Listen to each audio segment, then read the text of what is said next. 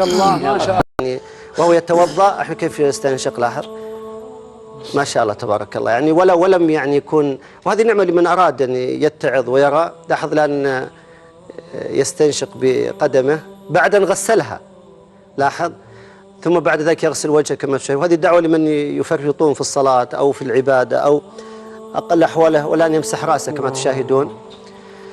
يعني أتوقع الآن ما شاء الله تبارك الله، شوف الآن يمسح بأذنيه ويبتسم. أنا الابتسامة عندي ذي ابتسامة تفاؤل، مع لو إنسان في فطريات أو في بهاق أو شيء تجد أنه يخشى أن يخرج أمام الناس أو شيء أو مرض. هذا النقطة الثانية بعد لأحد الإخوان نفس القضية، هو مقطوع اليدين، لاحظ نفس اللي يفعل، بس هذا أتوقع أنه أكثر عملا من الأول. شوف يتسوق الآن، لاحظ يا إخوان كيف هذا عند الباكستانيين عادة، بس لاحظ برجله يا شيخ محمد.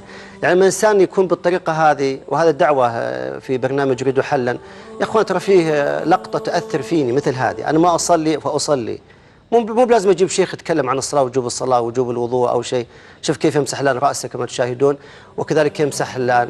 يا أخي أنا ما أدري كيف أعطي هذه القوة الإيمانية، أنا أسميها النفوس المطمئنة. لما تطمئن العبد الآن يصلي، شوف كيف يضع رأسه ويضع الطاقية فوق رأسه بيده. الآن كيف يركع، أتوقع مقطوع اليدين يتعب، صح يا إخوان؟ وشوف كيف الآن يسجد، لاحظ. أنا هذا أتوقع أنه يبث همومه وأحزانه ومشاكل الله عز وجل، وهو يحتاج الشيء هذا.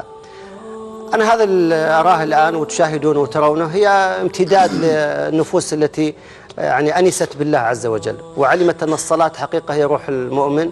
وكما قال النبي عليه الصلاة والسلام لبلال: أرحنا بالصلاة يا بلال. أما هاللقطة أنا أقف عاجز أمامها. في المسجد النبوي الشريف رجل يركع الآن، تشوفونه، ويسجد، صح؟ لكن لما يقوم للركعة الثانية لاحظ كيف يقوم. يعني خلوه هو يقوم، ما يستطيع يقوم الآن، سيقوم الآن.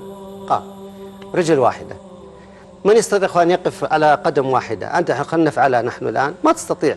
هذا يقف ويصلي، شوف كم جلس يصلي، لا ووقوف واحد ما تغير. غير هذا أنه كبير السن، تلاحظون. هذا بعد التراويح يا شيخ ترى، صح، وبعد التراويح ممكن، وبعد صلاة. طبعا حسب معلوماتي أن الرجل هذا يعني يبقى أنه وإن كان في المسجد النبوي ليست هذه أول صلاة له، أكيد صلى قبلها كثير. وهذا الأخ الذي صوره أكيد استرق هذه اللقطة. هذه دعوة لمن يترك الصلاة. شوف حتى ركوعه على طول مباشرة، لاحظ يا إخوان، ليس فيه سقوط أو ممكن اهتزاز أو شيء. احنا نسمع عن قصص السلف أن يعني كان على ظهره بعض الطيور أو كذا. أتوقع هذه اللقطة هي امتداد لهؤلاء السلف رضي الله عنهم جميعا. فما في عذر لمن لا يصلي. وهذا أقول أريد حلا باللقطة هذه. من لا يصلي يجب أن يصلي. هؤلاء أناس مقطوع أيديهم، مقطوع أرجلهم، لم يتركوا الصلاة، لم يبتعدوا عنها.